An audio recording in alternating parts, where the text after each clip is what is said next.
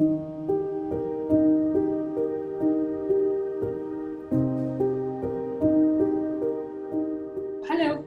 welcome up everyone to my show with me, Mary Apollo.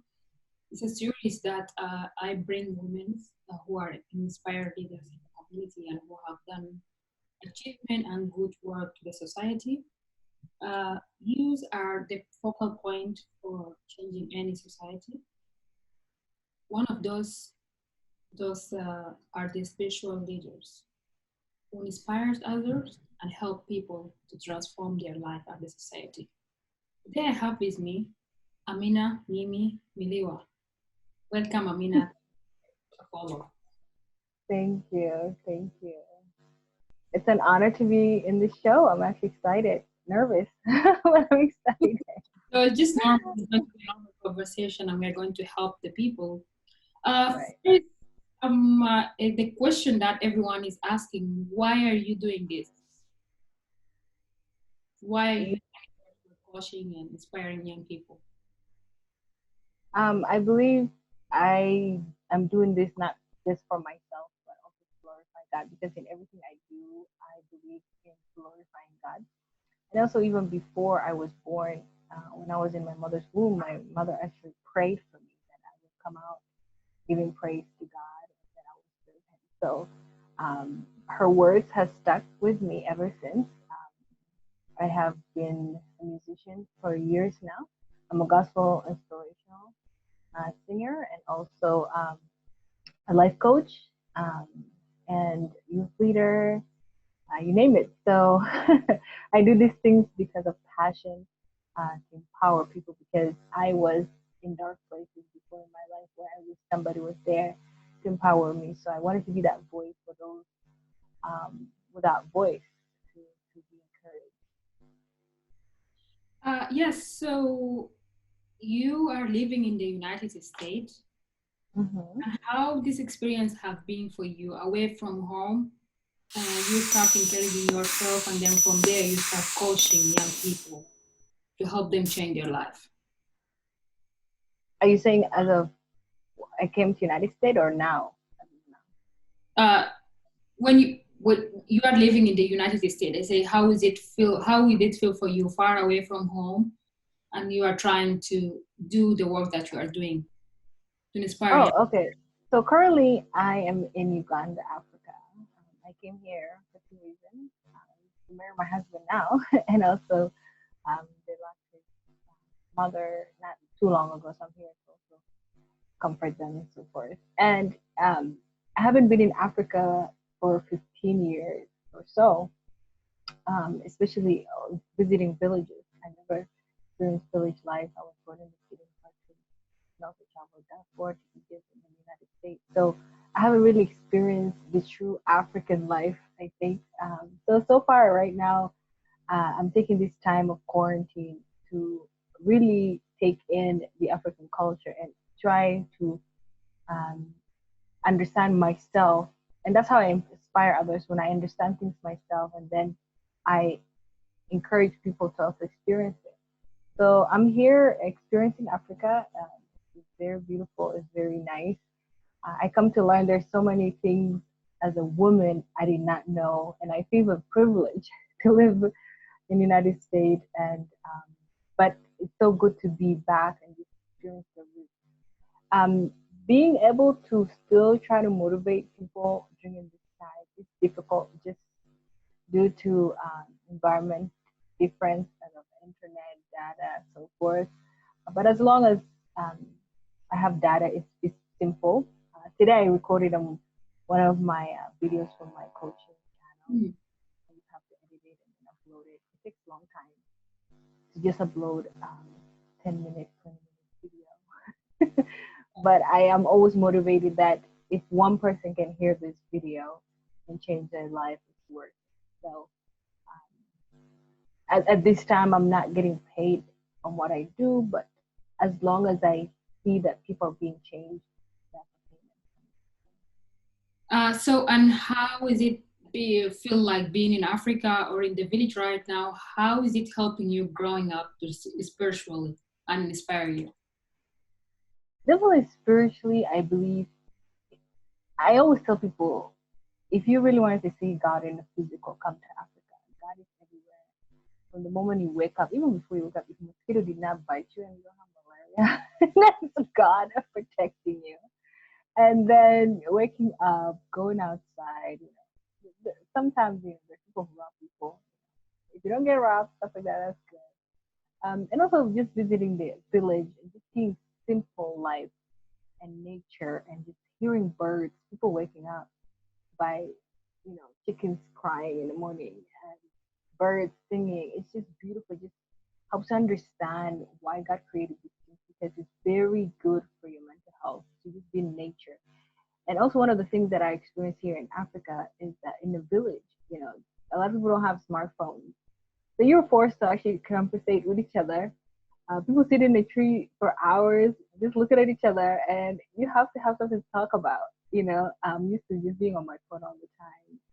Um, so for a long time, it was a little bit hard, but I got used to it because I come to understand that simplicity is always good, especially in the busy world that we live in today. So it's been really good. Did it take you back to lifehood, to your childhood, and you envision yourself the woman that you are today? Not at all, because I never really believed that I would see America or that I would travel the world. Of course, we were traveling the world before, or just Africa in general, or South Sudan. I mean, I never really South Sudan. I mean, North Sudan and Egypt and so forth, just because my family and I were missionaries. My dad is a pastor, so we, as a missionary family, we traveled every 5 years. Mhm. Those kind of traveling, just within at that time was Sudan as a whole. But I never thought I would get out and explore the world. So now that I look back, I'm like, wow, uh, it's actually it's a powerful thing. This traveling help you grow up in a person? Yes, because you get to see, you know, different world, different people, different culture, different mindset, different ways of worshiping God, which is so awesome. Mhm. It's amazing that we worship one God, but yet in a different way. Um, you know, being an African, so I'm used to like dancing in the church, and then you go different places and people just want to sit. You can't even clap. But at the end of the day, just understanding that we are all God's children, and actually, you get to see the creation He's talking about. That He created us all in His image, but yet we look different, but yet we're one body. So you get to experience Bible um, verses that you read about in real life, just seeing diversity. Mhm. What is your favorite Bible verse when you go there and just you feel happy and in this mood? My favorite Bible verse is actually Jeremiah 29:7. He says, "For I know the plans I have for you, plans of hope and not of evil, to give you a future and hope." And also, I like it when it continues to emphasize verse 13 when it's saying that He will gather us from all where He has scattered us back to our nation. So I always think about that He has taken me out of my nation, and then eventually in the future He will bring me back, especially when I seek Him with all my heart. I shall find Him. So, Uh, so I know that in the United States here, you have a lot of followers, youth who are following your coaching, and they get inspired by you. Most of them from your community, who are South Sudanese. I just want you, if you can tell me, what do you think the problem that younger generation, especially women, that are facing in the United States, and how are you trying to address it? one of the things that I realized being a coach or just being a youth leader for a long time, traveling from state to state to different conferences and just meeting young people. One of the issues that we're facing a lot is we lack mentorship, Hmm. or because we're experiencing what called culture clash, Mhm. especially within our families. Our parents want to raise us the African way, but yet we are young and we are being raised by culture that we're at that time. Um, so there comes a lot of conflict. So there's not a lot of people who can mentor young people at that time, or even mentor even me when I was young. I didn't have people that can understand what I'm going through or trying to help me. To a point, I experienced depression, suicide, and so forth. So there's a lot, and for me to overcome depression and suicide, I'm one of the lucky ones. There are many people who in our community are committing suicide, turning to drugs and gangs because they feel these people that they're with in gangs understand them, or even those who commit suicide, they feel that death is the only way out because nobody is understanding them and their situation. I'm So so I mean, I could try without headphones as well. Right. So again, we lack mentorship. So one of the things that I did during those times of my hardship was I took it up on myself to find myself, Mhm. and find why God created me. Because I used to suffer with self-esteem and so forth. Everything. I hated my body, I hated my color, I hated my hair, everything. And being black coming from Africa too, and going to Caucasian school, so you just seem like ooh. But I come to really seek God in finding myself. So when I found myself and now living my truth, I said, you know what, this is some of the things that we really lack as well, finding ourselves. So I wanted to be that mentor to our community and just be that voice to encourage them, to empower them, to help them find themselves using their God-given skill to better themselves around the world. Mhm. And are you encouraging younger generation to go to church? Can you repeat that? Are you encouraging the youth here to go to church? Oh yeah, definitely. For me, again, I grew up in a church, and I decided to continue being in the church, because honestly, without God, I'm nothing, and without God, I would have not made it. Because there's so much things in this life I went through, and people will even wonder how am I surviving. Abuse, sexual, mental, spiritual abuse, anything, you name it, I've been there. So for me to have my insanity, I had to rely on God and understand that I am his child and that he has purpose for me, and that the enemy is against our purpose. So he will do anything to harm you. He can get to your mind, he'll get to your physicalness. If he can't get to your flesh, he's gonna get through people that you surround you trying to get to you.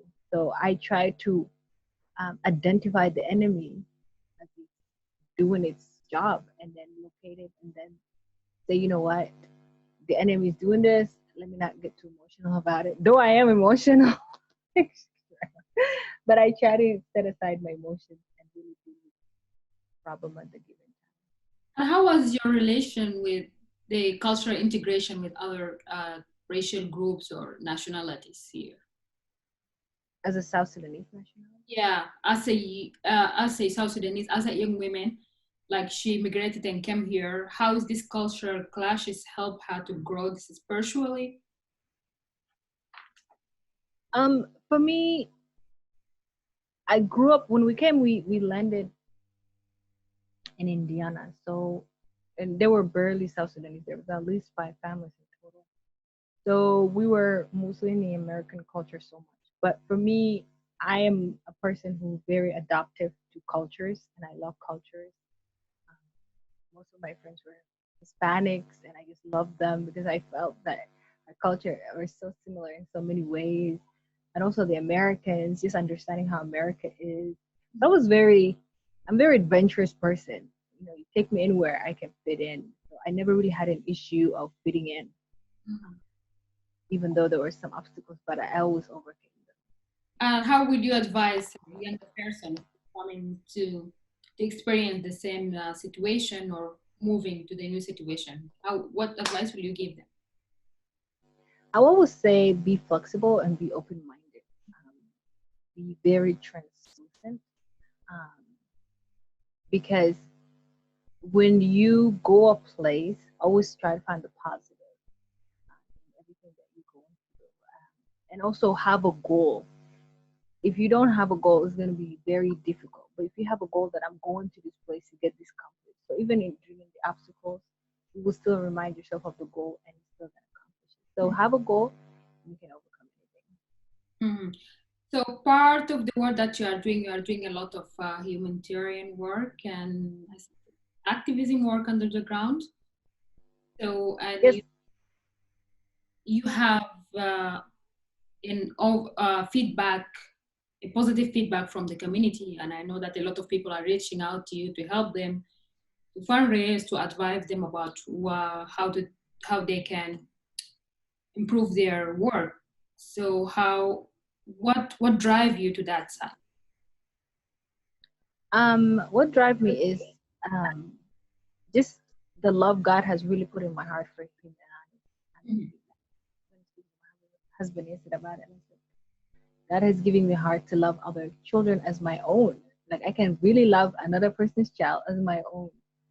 Um, and I learned that these orphans, like for example, right now, I'm partnering, sponsoring orphans, 120 of them here in South Sudan, and also sponsor many people to go to school, colleges, and so forth.